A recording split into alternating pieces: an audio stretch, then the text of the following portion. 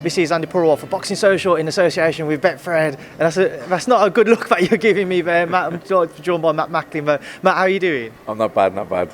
That's good to hear. Now, obviously, I promised you it would only be a couple of minutes. I just wanted to get your reaction to last night's Canelo Alvarez and Canelo Plant altercation at their face-off. What did you make of it?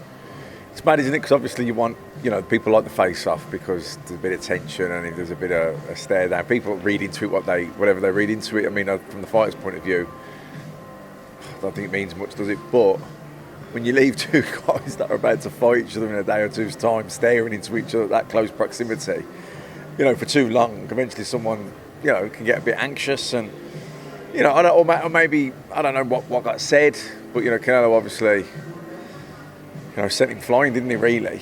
And then I think, understandably, Canelo Plant was very annoyed at that, so it didn't shock me that he came back and tried to take a little swipe at Canelo.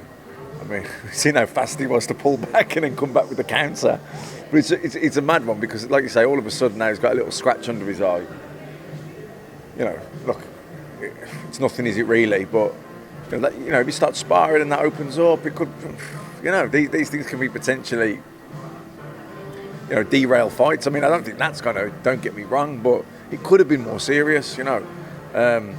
Probably there should have been people nearby. I think there should have been some security guys or team members at least close by to prevent that from happening.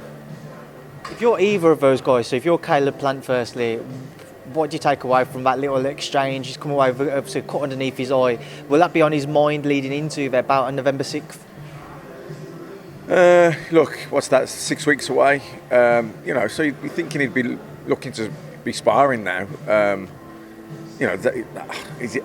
How bad is it? Is it just literally a nick of a scratch? Is it a bit deeper than that? When he spars, is it going to open up?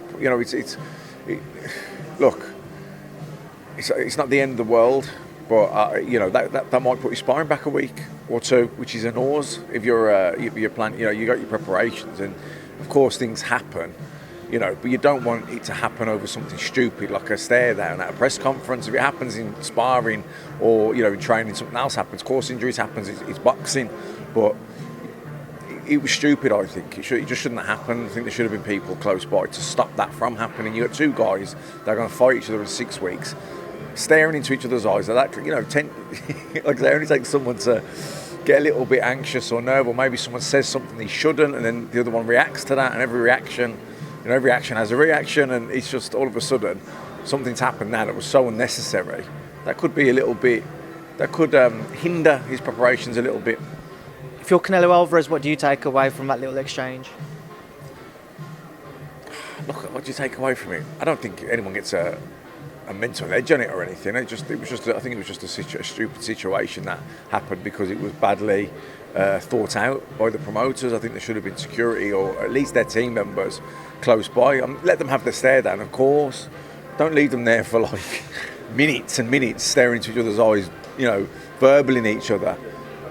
I just thought it was really stupid that there wasn't people nearby, security or at least their team members to prevent that from happening. Right, Matt, I promise you'll be a few minutes and Matt is back, so I'll leave you to enjoy the rest of your day now. See you for the remainder of this week. Thank you. Okay, nice one, cheers.